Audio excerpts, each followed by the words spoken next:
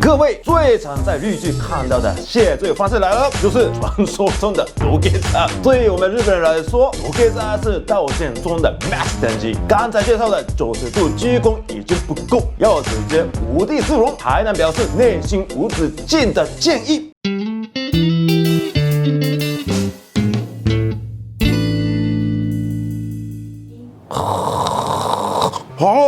皆さんもこんにちは，欢迎大家收看跟吉田康一杯，我是最想了解台湾的吉田浩一。今天要来聊日本特有的道歉文化，相信所有台湾人都有这种印象，就是我们日本人真的太爱道歉了。不管是在路上不小心碰到别人有事拜托别人甚至叫人之前也可以当发于此企业、政治人物甚至艺人发生大事件开记者会，也绝对是先道歉再说。在之前亚麻比的影片当中有讲到，台湾艺人发生桃色纠纷的时候，虽然也会召开记者会，但是总觉得道歉的很不真心，还会讲很多借口。和日本人相比之下，为什么台湾人比较不容易认错呢？今天就来为大家介绍日本人独特的道歉文化。节目开始之前，假如你喜欢深入了解日本文化、社会、历史等小知识，只要按画面右下角 logo 就可以订阅我的频道了。再请大家多多支持，拜托大家，感谢感谢。总共有2个原因。第一个原因是我们日本人觉得日本整个国家就像是小さな村社会，所以很重视团体之间的和气，也就是要懂得阅读空气空気を読む，才能维持和平的氛围。但是人跟人之间难免会有摩擦，常把道歉挂在嘴边，等于是带着申し訳ない的善意，彼此互相体谅、互相尊重，所以才会很常把道歉挂在嘴边。第二个原因是すみません，其实不是真的道歉。大家常听到的すみません或是ごめんなさい，在日本来说是很万用的词汇。不管是叫店员的时候すみません，借过不小心撞到人的时候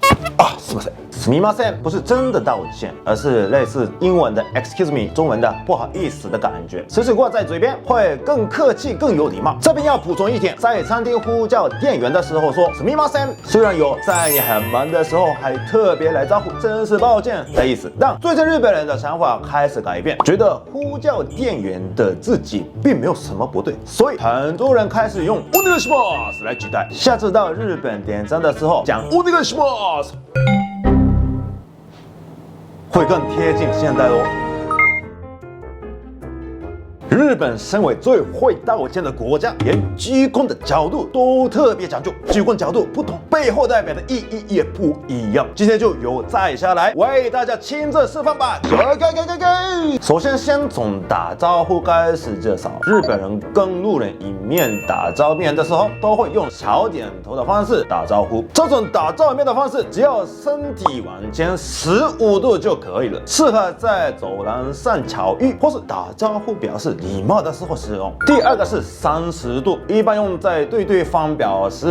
达敬意的时候使用，例如和初次见面的客户打招呼的时候，或是送客人的时候最常用得到。接下来的角度越来越大，45度到90度，这个区间是道歉使用的场合，可以根据心里想表达的歉意、事情的严重性来调整角度。45度、仕事の上で小さなミスを犯した時、すみませんでした。90度、大きなミス、すみませんでした。この違いかなと。各位最常在日剧看到的谢罪方式来了，就是传说中的土下座。对于我们日本人来说，土下座是道歉中的 max 等级。刚才介绍的90度鞠躬已经不够，要直接无地自容、五体投地，才能表示内心无止境的歉意，是日本人道歉时候放大绝的绝招。土下座的时候要记得双手紧贴地面，额头也要弧地，身体越低越能表现内心无止境的歉意哦。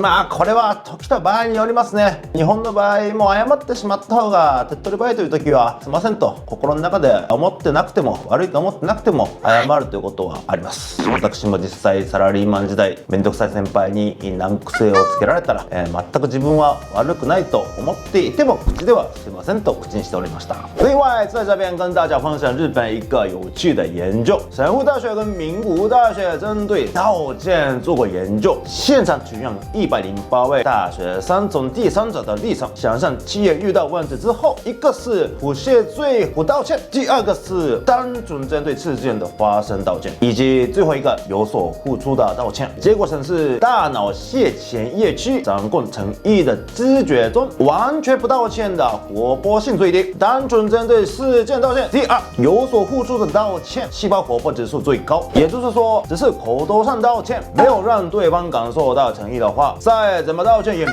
用。这点不止日本人，应该对很多人来说都是一个很值得参考的内容。